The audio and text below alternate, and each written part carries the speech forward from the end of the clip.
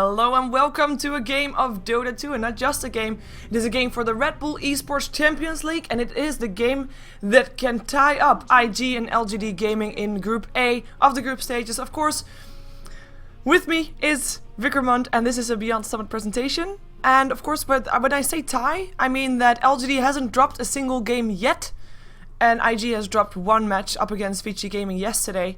And we're gonna see if LGD can make it a 5-0 group stage, or if IG at least can make both of these teams sit at 4-1. Vikrmond, welcome back. It's great to be back, Shiver. I want to sort of start off a game between IG and LGD, two of the absolute best-known, strongest teams in the world. Is a tremendous privilege to cast. I'm athrum with excitement about it. IG already going all out with their draft. They pick up the OD. They pick up the Treant. This is a draft that they've been using lately. They've really deployed it. Originally seen by Quantic in the Western scene, IG have taken it and to some extent made it their own as well. And we'll see how much it helps. LGD, they love this Visage. They were one of the teams that really started playing Visage extremely frequently early on. And so I think both teams very happy with their drafts so far. I think so too. I like the IO ban on LGD, knowing that IG has been playing that indeed a lot more often. And the Darkseer gets picked up. I think both teams indeed super happy. I mean, the Darkseer and Visage, normally you see them in the first banning phase, but because of Alchemist, Lifestealer and IO there, they're making it through. And the Treant OD, I mean, what more can we wish for than to see Western Dota in Eastern scenes? And of course they played very differently. They played maybe a bit more passive, if you will, but hopefully that won't be too big of a factor this game. Yeah, I think both teams, because of the way that the brackets are working out, it's more or less, Group A is a little bit easier, and both of these teams already beat Orange, so the odds that they don't advance are actually very small. So because the game is not tremendously high stakes, I don't necessarily expect both teams to play extremely passively. The game could devolve into heavy passivity, but generally not something you want to do with Treant in the first place. You want the Treant to give you license to become more aggressive, particularly as he gets to that 3 to 7 level range where he's really just essentially the most important hero on the map. So I don't think it'll necessarily be a very long, very inactive game, especially given IG's draft so far, although it could revert to that, honestly.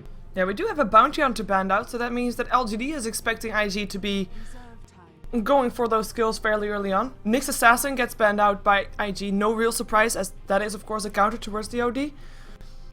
But they make sure that that's out of the pool. We still have the Shadow Demon and the Rubik, two very high profile setup heroes, and we could see those getting picked up here for either team, or banned out of course as well. We have the first pick and in a moment going to IG after they get another ban.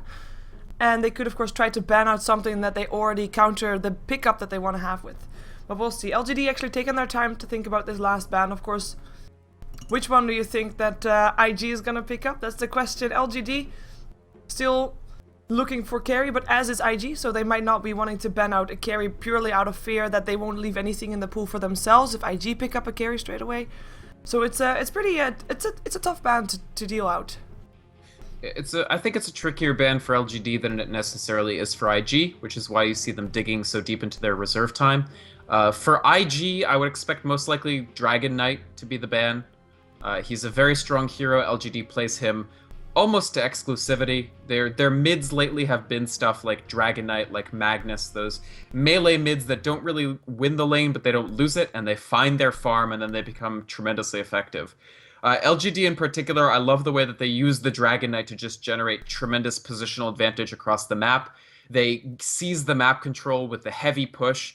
In that, especially once Dragon Knight hits 11, the 11 to 15 range is a time when you really, really don't want to try to fight the Dragon Knight as he pushes your towers, because he's got the AoE and the damage over time effects that cause him to push quickly and be terrifying in teamfights.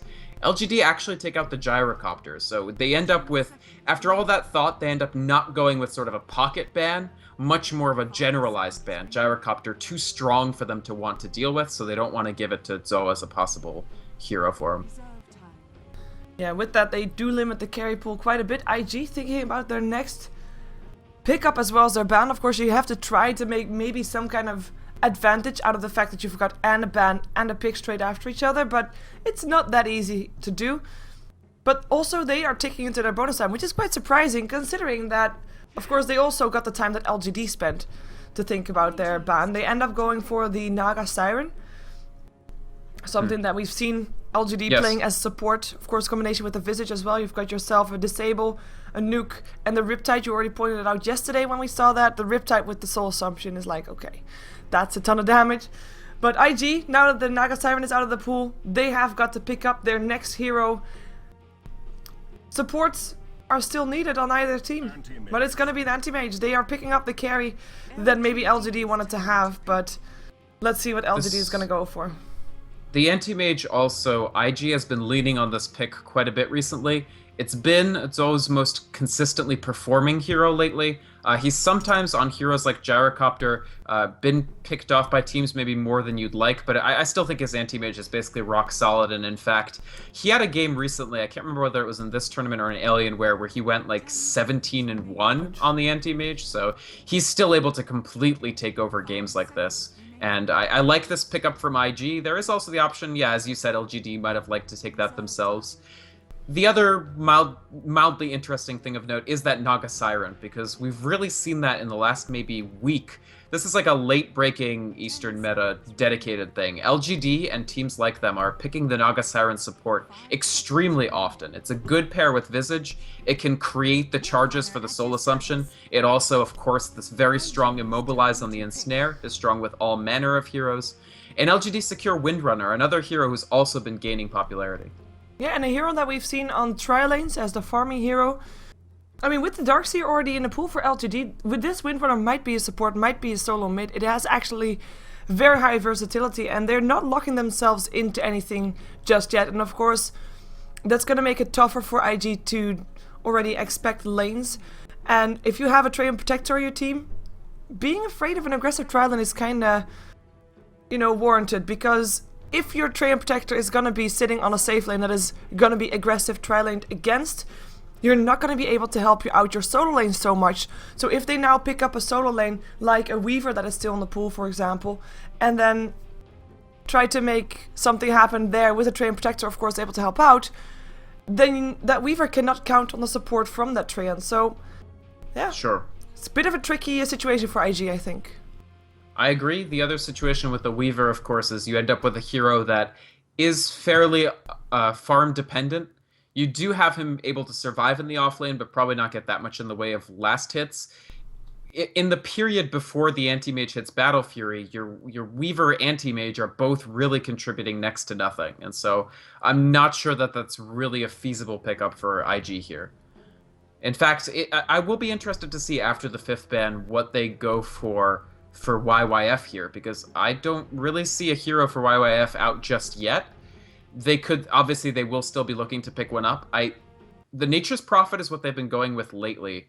Whew, Lycanthrope.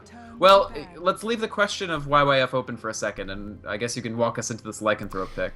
Well, I think they're kind of copying their international team right here. This is not the first time that we see Lycanthrope this group stage. We saw Lycan yesterday. I believe he won his game, right? He did. Burning he got a pretty quick BKB. Their push was essentially unstoppable. They had Lycanthrope and Dragon Knight. By the way, Dragon Knight's still not banned. Yeah, like we see a lot of heroes that are still in the pool that are just not banned yet. Shadow Demon also one of those. And with this Lycanthrope, you said it yesterday, you don't really run Lycanthrope in the jungle anymore, so you run him on a tri-lane, hopefully safe lane, so he can get some fire up, get his early Vlads, get his early BKB, so he can make a lot of stuff happening on the map, and of course split pushing there as well. Not really aggressive tri-lane material though, because other than his wolves, he doesn't really have that much. So he absolutely cannot. It would have to be safe with the Windrunner and Visage, I agree. Yeah, so only thing that LGD still lacks, unless they're gonna run their Windrunner mid, which might still be a possibility, is their mid lane hero. We have a Clockwork band out, as well as a Chen, so IG is expecting already one of these 4 heroes up on LGD to be in the mid lane, because Chen, of course, not in the mid lane normally, but of course, just wanting to prevent the heavy push coming out from LGD, or at least more heavy than the Lycanthrope already has by himself. One thing that I do want to point out is that there is a Rubik in the game, so if Rubik manages to steal the Howl, that's gonna give a lot of trouble for LGD, because if you don't have, for example, an anti-mage with a Manta style pushing into your tower, it's not a pretty that's sight. true. A stolen Howl could end up being a big deal in that sort of situation. Yeah. And interestingly, the Chen ban, I think IG are counting on LGD to actually send the Darkseer mid, and he'll just sit way back, like just inside of XP range. Yeah, okay. That is what they're going to go for. So it'll be Yao on the hard lane as Windrunner, Sylar DD DDC as a tri-lane. I don't know. I really think that if they try to run the aggressive with Lycan and Visage and the Enchantress as the aggressive jungler, IG could punish them extremely heavily, but we'll see how they feel about that. And either way, Yao will be solo and Xiao 8 will be... Well, no, sorry. It's going to be mid-Windrunner. I don't know why I'm saying that. Yeah, we are going to see... Well, we're going to wait until IG picks up the hero. But YYF Beastmaster, it's been a while since I saw that one. So we'll see how he does. Of course, YYF has been one of the more debated players on IG lately. Used to be fantastic and has just not been as fantastic as he used to be. But we'll see if he can show here for himself why he is in IG, of course. I mean, he's not a bad player by any means, but yeah, I think we all know what I mean. But we'll see. Of course, the Roar, a very good tool to try and stop pushes from happening, to try and roam around, create space, but for that to happen, he does need to be level 6. And actually, that might be happening earlier than I thought it would, if there's indeed going to be a solo Lycanthrope on the bottom lane. But let's see who's playing what. So YYF will play the Beastmaster, as the pause is there. We have got Faith on the Treant Protector, Chuan playing the Rubik. In the mid lane it will be Zoe on the Anti-Mage. Mid lane, Zoe, Anti-Mage, yes. So on the top lane it will be Ferrari playing the OD. So they switched this a little bit around. I like it, I think. But we'll see how it works out against the Windrunner. Right, and yeah, looking up towards LGD, Yao on the Windrunner, DDC will be supporting on the Visage, DD on the Enchantress, then the carry, the Lycanthrope will be piloted by Sylar, and Xiao 8 will be on the Darkseer. I did want to say, the nice thing about this Beastmaster pick, what I really like about this is Lycan is absolutely going to have to rush a BKB, and in fact that's usually the item you rush on Lycan anyway. When you know that Lycan is rushing a BKB, that Roar becomes very, very precious, because it will lock him down for a pretty long duration, even when he's BKB'd and in that ultimate form. And of course, he can't be slowed when he's shapeshifted, but he can certainly be stopped. And I think that's what IG are going for with this Beastmaster pick. And I like the draft from both teams. I think LGD have a very scary push, and at least early on, IG don't have tremendously effective anti-push. Basically, it comes down to Fade Bolt and Wild Axes, which are both fairly expensive spells that you're not going to be able to spam. Yeah, I really like the laning coming off here for both teams, because we have got the Darkseer in the middle lane, and he is up against Zoe. Zoe was middle because he didn't want to be up against the Darkseer on the top lane, I would expect. So all of a sudden, he is not having what he wants to have. He is able to get some of the nice off, which is nice, but not all.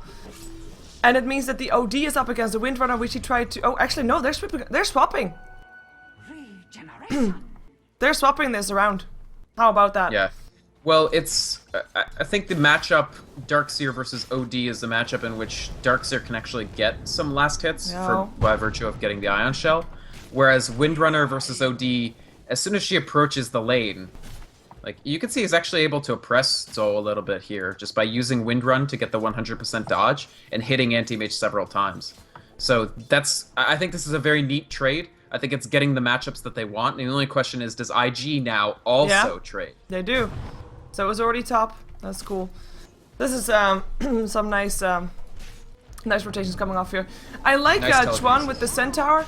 And of course Centaur is not on his team, but I like it because he has now twice telekinesis. Oh, YYF might actually be taking a lot of damage here. He will be able to survive though. Centaur won't be able to catch up. The Soul Assumption, not able to take down Faith, but Chuan definitely doing a heavy lifting here. Not pun intended, but actually he did lift the Centaur twice, and he was able to stun most of LGD with that.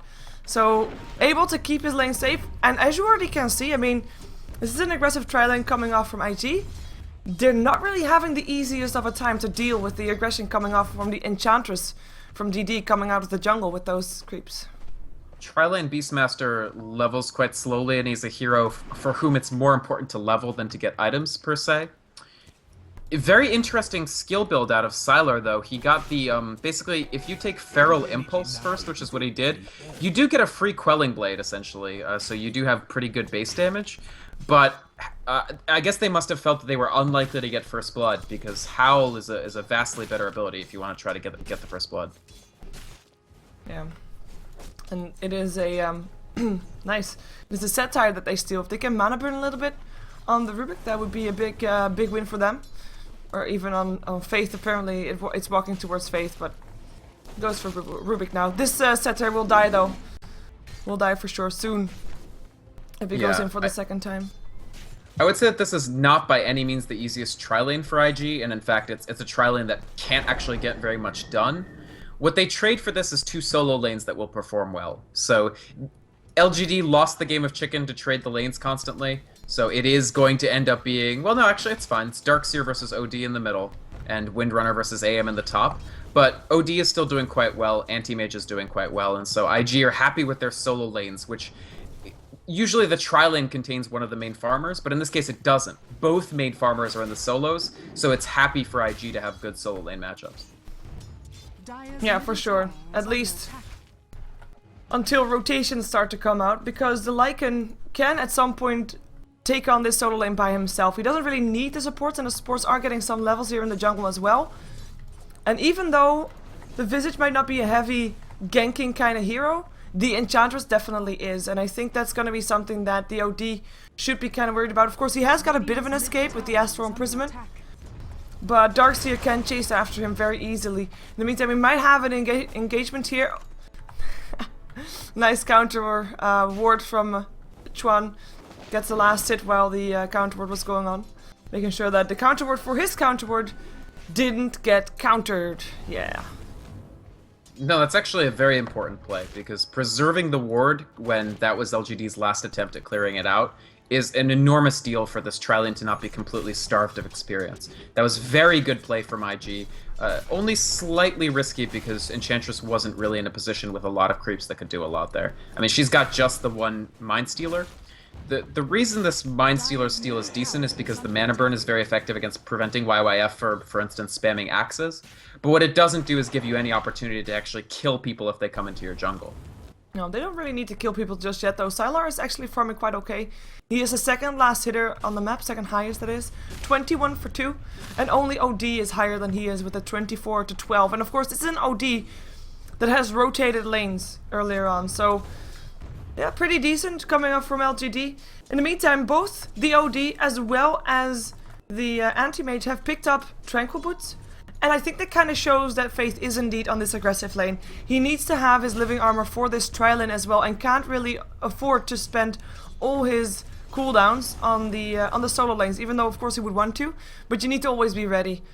Always be ready to go for that living armor on YYF, for example, as we already saw. He needed that earlier on. Yeah. This game is, from my perspective, already a pleasure to watch, even with no kills, simply because these are definitely the strangest lane matchups I think we've had in a game so far in this tournament. Yeah. Lycanthrope, Visage, Enchantress against Beastmaster, Treant, Rubik in the bottom? Sure.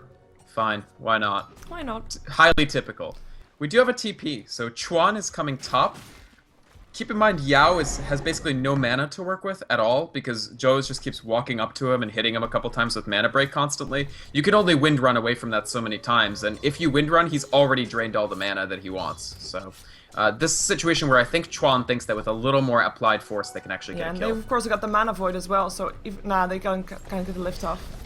Rank 1 Mana Void, though, it doesn't... The damage on it is not tremendously amazing. No, you need to have the lift there to get the damage in with the Fate Bot as well, and then maybe you can get something done. But no, they can't get the lift because the lane is too far pushed out, so that's gonna be making sure that Yao is safe. He's got himself some phase boots now as well.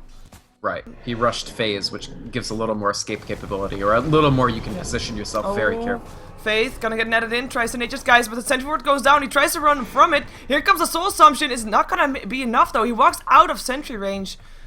And that's gonna keep Faith safe for now.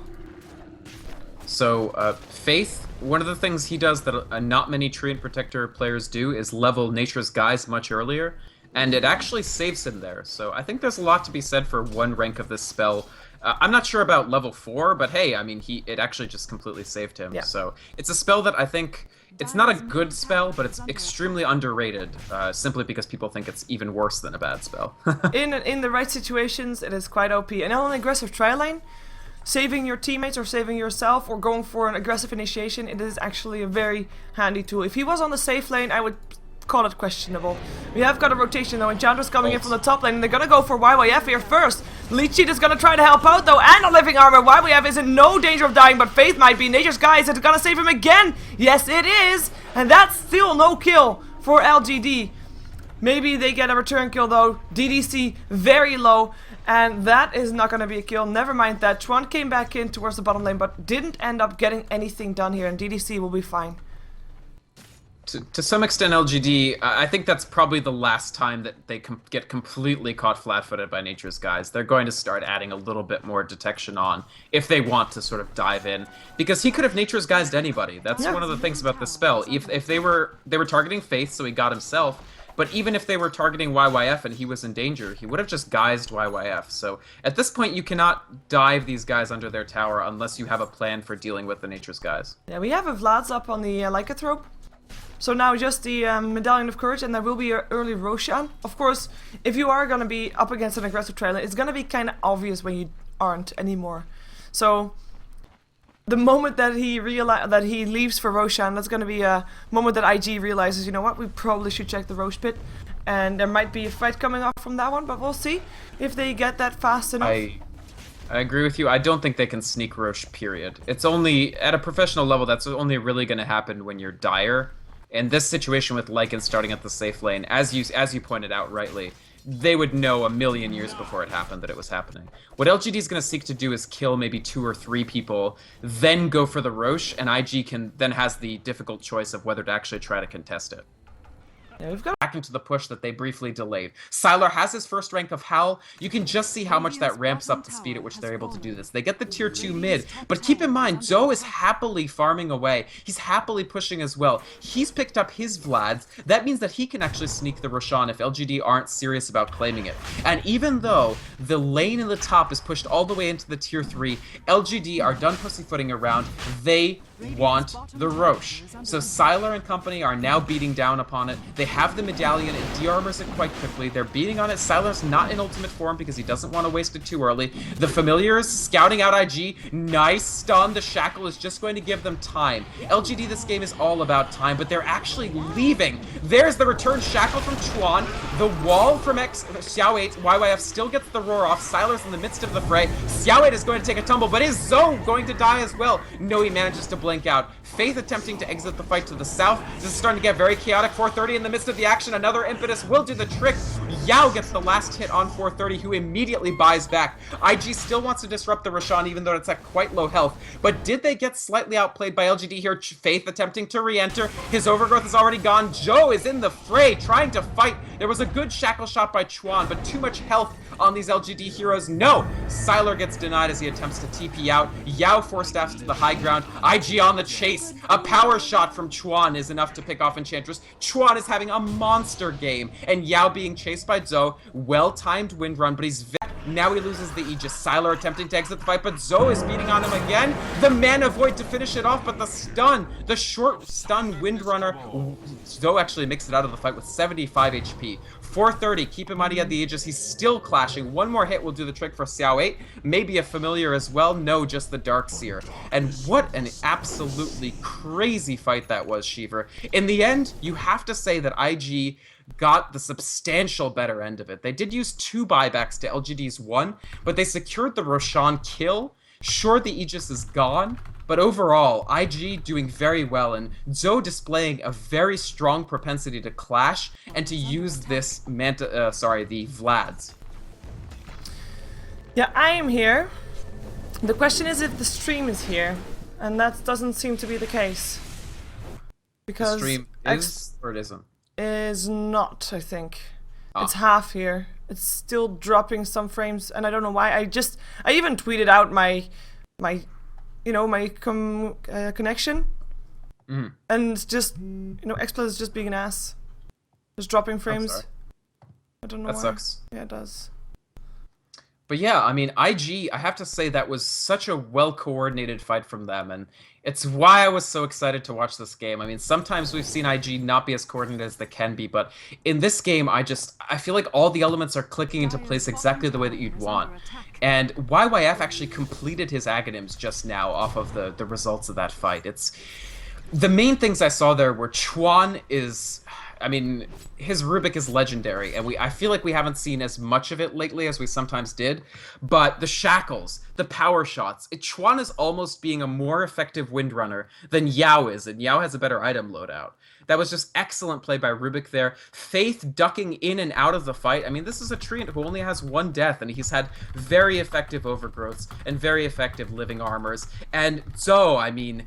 We talked about how this anti-mage is one of his most effective heroes, maybe his most effective hero lately, but how did he not die during the fray? He re-entered the fight 2 or 3 times extremely effectively. And now you can see LGD feel themselves on the back foot. They're smoking once again, their 3rd or 4th smoke of the game, going to try to catch YYF and Chuan. I think they might. No. They're actually under their tower. Nice shackle. They catch out Chuan. There's the ultimate from Sylar. They vac in. That is an extremely dead Rubik extremely quickly. And Rubik has been a thorn in their side. It's a good kill to pick up, even if it took a lot of resources to get it. Yeah, and they got that courier as well. Oh yeah, you're right. That what was courier. it carrying? Was it? Oh wow, it was carrying the entirety of the rest of the Manta style for anti-mage. That courier kill is vastly more important than the Rubik kill. Yeah. But I mean, the story of the game is really the story of that one giant team fight. And even though IG lose the courier and a tremendous amount of net worth on anti-mage, like his effective net worth was not halved, but substantially reduced by that loss. But just look at the graphs. How funny it is that this is completely even up until that fight, and then just drifts downwards. But Zoe is continuing to farm. I mean, I think he won't make a replacement Manta style. He will wait the 2 minutes for that Manta. This will slow down his farm progression. Manta style is a fantastic farm item for anti-mage. It's also a very good split pushing item. If you're LGD, I feel that you're very unhappy about the fact that you drafted the pushing lineup, and yet there's a tier 1 tower up in the top lane for Dire. They've pushed your top into the tier 3. So anti-mage is actually able to produce a more credible threat to Rax right now. Well, at least after the Manta style. He's able to produce a more credible Rax threat than I feel LGD can put together.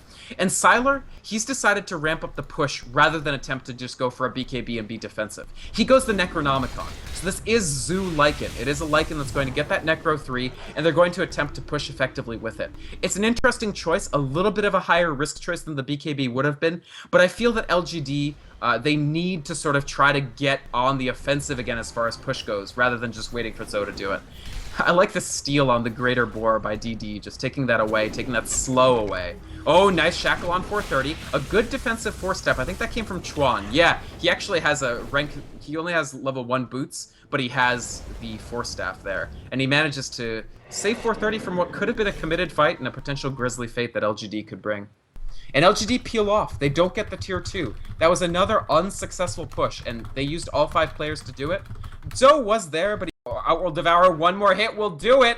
DD very low. Yes, they bring him down. 2 more kills for IG. LGD completely unable to answer this right now. YYF is still alive. Xiao 8, he's surging. There's the lift up from Chuan. Nice telekinesis. Chuan has familiars as well. And that's a triple kill for Ferrari. They've brought down LGD again. And this push lineup somewhat declawed.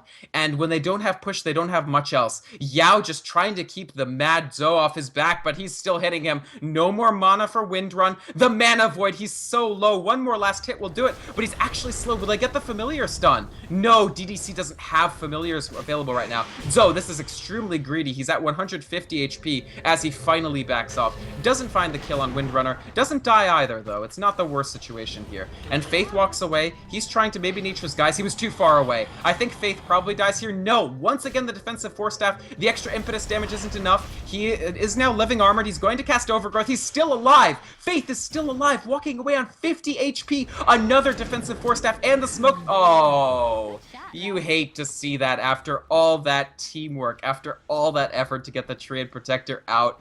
The power shot.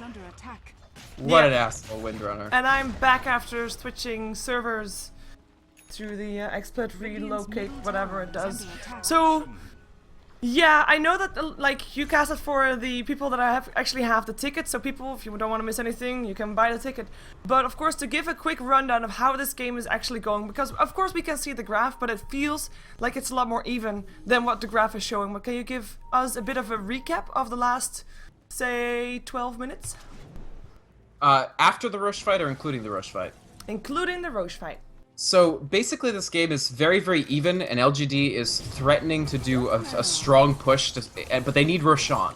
So without the Aegis, without the Roche, LGD don't feel confident enough to go for the Death Ball push. So they go for Roche, they get it about 75%, and they're like, we don't like the odds of this fight. Let's win a fight, then take the Roche, and then push. And that becomes the sort of fateful decision, because IG... So he just blinked himself in the middle of a smoked up LGD, trying to blink himself out. Still alive for now. Power shot actually misses from Yao. Still got a Manta.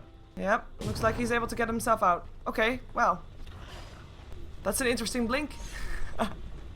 Yeah, that was a scary blink, but he is pretty survivable. I mean, the armor from the Vlads, the Manta gives you some survivability. It's he does get out, so they aren't able to effectively punish him. But right, so IG, amazing play in that Roche fight.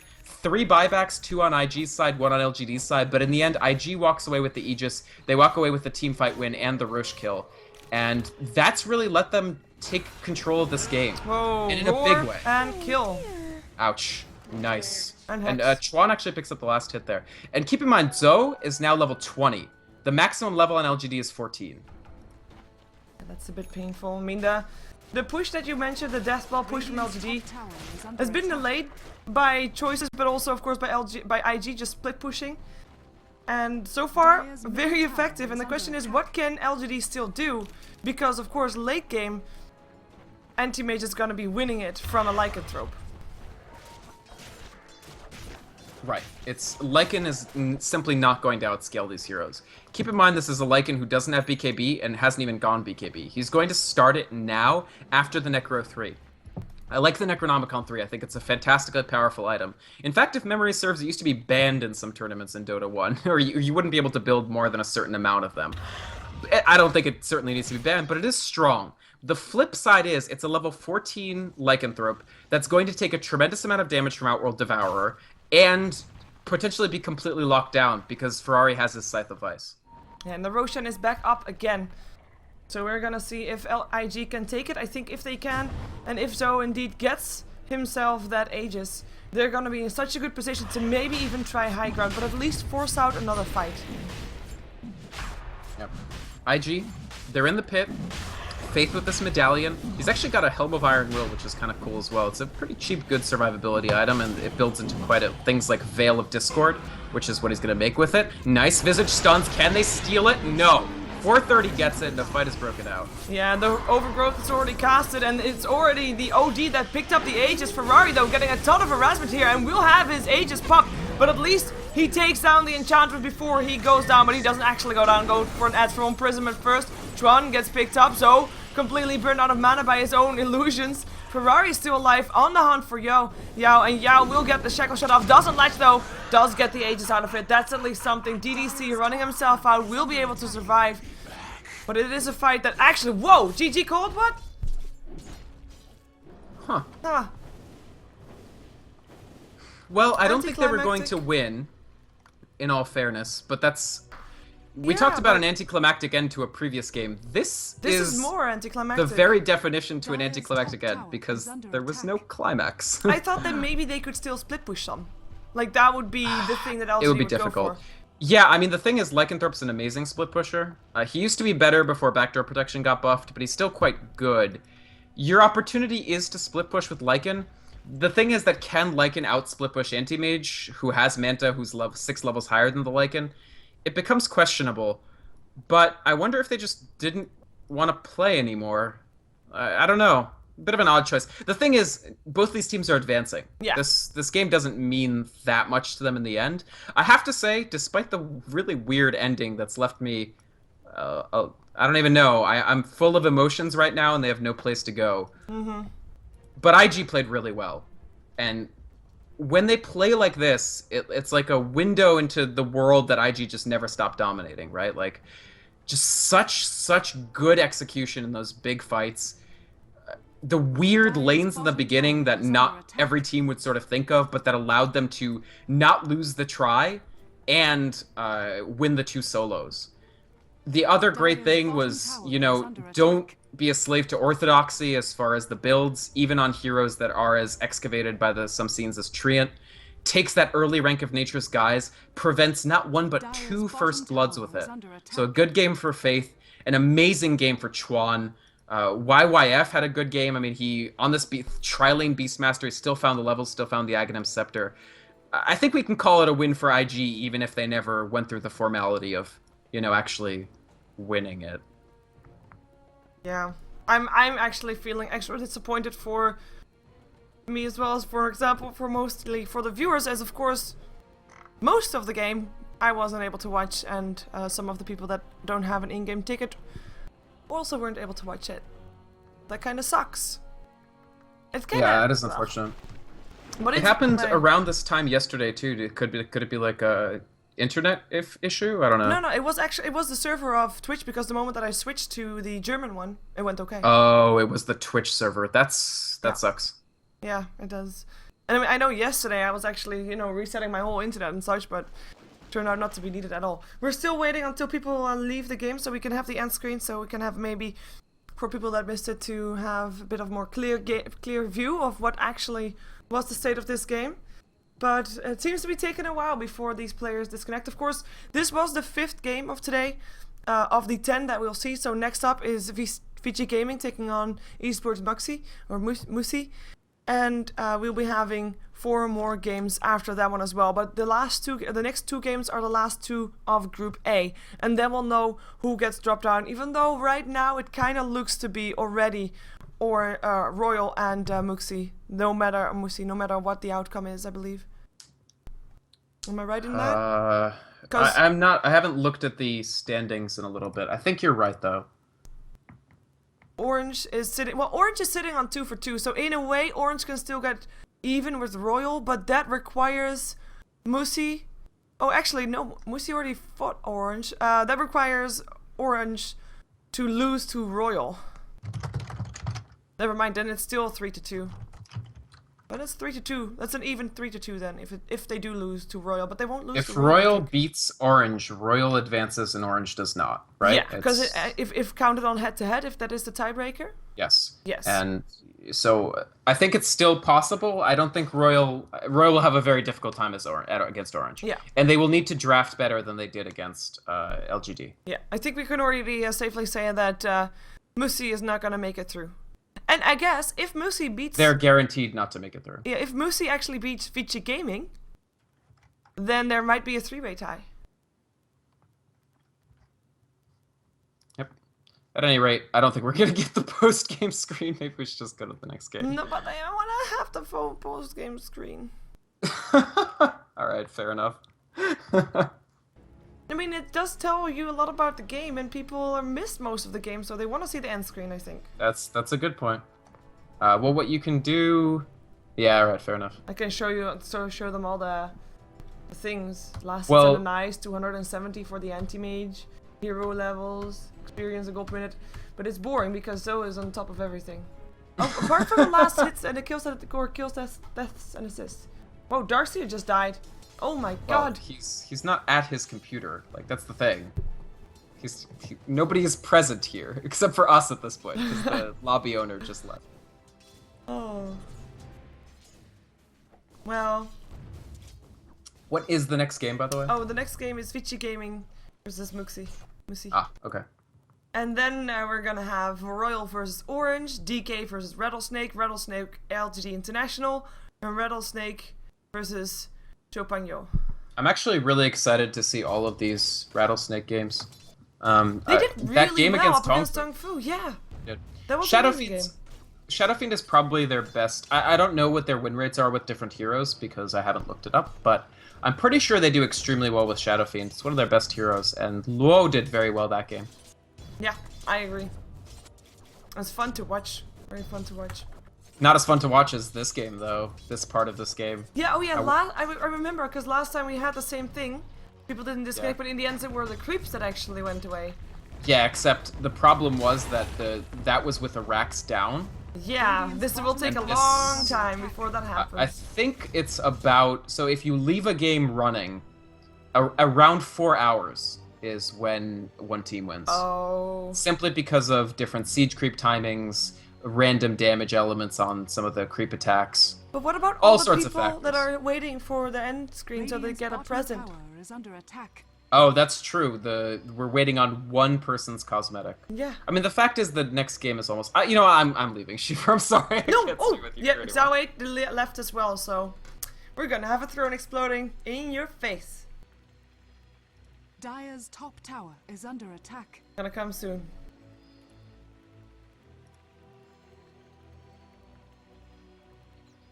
Real soon now. Any moment. Wait for it. Wait Dire's for top it. tower is under attack. Kablam! Oh, I thought that was Witch Doctor role-playing for a second. No. Nope. There we go. So pause the stream if you want to continue seeing the end screen, and otherwise we'll be right back with the next game. Like we said, it will be Vici Gaming taking on Esports Musi, so don't go anywhere.